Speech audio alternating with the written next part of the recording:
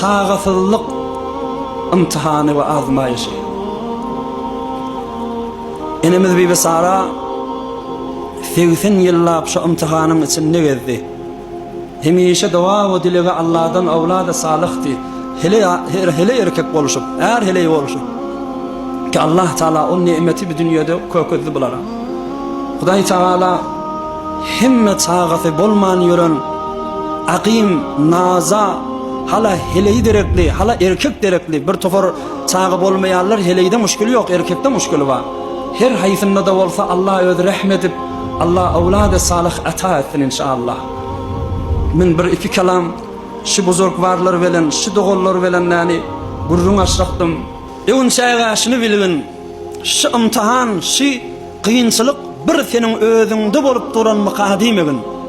Kan bendeler şu zamanada, ünkü zamanalarda işte otuyorsunuz, naza olup, aqim olup, çağıları bolman geçenler kan bolupdur. Peygamberlerin içinde, awliyaların içinde, sahabaların içinde, ulamaların içinde, yaxşı yaman her bendelerin içinde bolup geçipdir bu zat. Bir. İkincisi, bilgin kişi Huday Teala'nın imtihanı sen üstünde. Mege şu yaşap veren yerimiz bir kilans imtihan ne mi? Biz biliyoruz ki Huday Teala her bendeni bir zat bilen imtihana salmayan mege. Her kimi beni o imtihana salvatı. O bir bendelerini qıyız veriptir, erkek oğul vermeyiptir. İmtihanla değil mi şu? Hazreti Lut peygamber yalak. Erkek oğlu yokmuş Lut peygamberin. Bir toforlara fakat erkek oğlan veriptir, qıyız vermeyiptir. Hazreti İbrahim peygamber yalak. Qıyızı yoktu, iki oğlu vardı.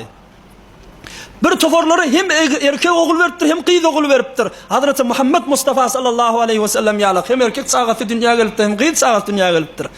Şuların her hayfi özüne öyle bir imtihanla değil mi? Ve senem ki bir tofor bendelere Huday Teala hiç birini bermeyiptir, senem bir imtihanla da. Hazreti Yahya peygamber yalak. Yahya peygamberin evladı bolman geçiptir dedi adamlar. Yahya aleyhissalatu vesselam, Yahya ibn Zekeriya. Yahya peygamberin evladı bolman bir evlat geçiptir dünyadan. Çoğu menleş kan ulamalardan, awliyalardan bir evlat geçen kan. Üçüncü neme? Üçüncüsü sen iman getir. Yürekten yani bilgin ki hayrın şu bolup duran yağdayındadır. Allah'ın hikmeti bizim iradamızdan güçlüdür.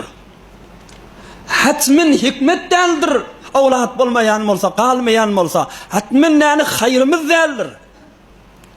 Yani eğer avlat bulan olsa, şayet bizim bidirek bolup düştüm. Şayet izinden kaş kişi avlat bulman alsın deyip dua ederlerden bolsaktık. Elbette hikmetken ve bir hikmeti şey ki Allah Teala iki kıyınçılığın beterreğinden sen alqa alıptır. Avladın bolup da bir katı kıyınçılığa düşükmüştün. Şu kıyınçılıktan alqa alıptır, avlatsız kıyınçılığını oqlayıptır. İki kıyınçılığın yenirreğini oqlayıptır. Hatmin iman getirişidir dey. Demeyen bir moğu düşünamam. Vah onunla çağı bolmayanların hemmeciği çağısı bolası bitir, bidirik çağı olacakmış, şu direkli bolman yörene o yok. Huday saklasın, beyde düşünmem. Allah'ın hikmeti kandır, Allah'ın sebebi kandır. Men bir tane hikmeti size edip beriyotun. Şayet Allah senin yani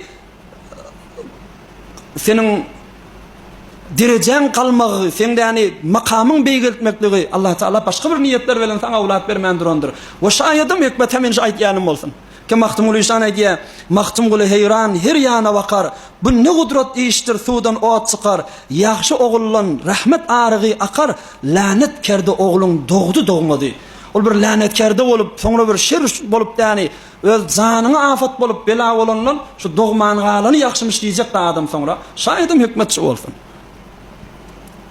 Bu yana ahirki vurun.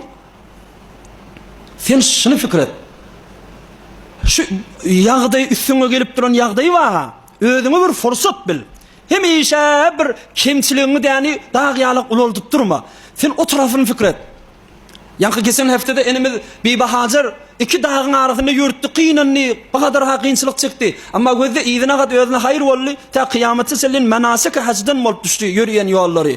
Şu mağayır bilen olsaydı ne kadar hoş olup beğenirdi. Adam üstüne gelen yağdayınına hoş olsun. Allah'ın kana o kadarıdır. Hatmen